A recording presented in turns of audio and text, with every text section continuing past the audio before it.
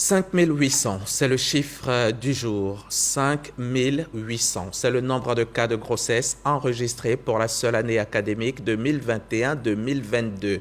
La sensibilisation se poursuit et c'est l'affaire de tous. L'ONG Etoubefo fait sa part. En tout cas, l'organisation non gouvernementale a lancé une caravane pour faire le tour de la Côte d'Ivoire pour un éveil de conscience des élèves. Frédéric Oulaï et Franck Quadio étaient cette semaine à Abobo pour l'apothéose de la caravane. Des sketchs, des danses et des poèmes. Il s'agit pour ces élèves des établissements du secondaire des communes de Yopougon, Trècheville et Abobo de passer des messages de sensibilisation visant à lutter contre les grossesses non désirées en milieu scolaire. Mais c'est un boubou chapoté là. Boubou ça, c'est chapoté. Les grossesses en milieu scolaire demeurent une préoccupation pour la communauté éducative. En dépit des actions de lutte contre ce fléau, les chiffres sont alarmants.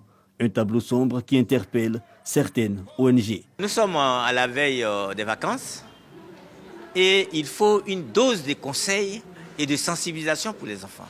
Et vous avez vu le concours inter-école de sensibilisation pour la lutte contre les grossesses en milieu scolaire. En réalité, comme je l'ai dit, c'est un prétexte pour que les enfants puissent faire eux-mêmes la sensibilisation et puis prendre conscience de certaines situations.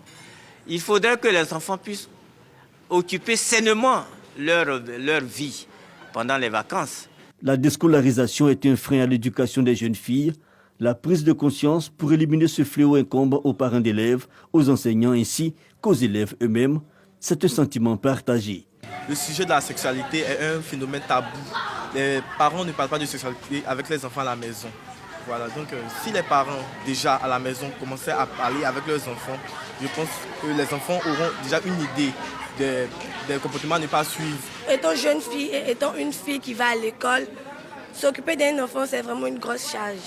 Et surtout quand le père ne reconnaît pas ses actes, ça devient vraiment difficile pour la jeune fille d'assumer ses responsabilités.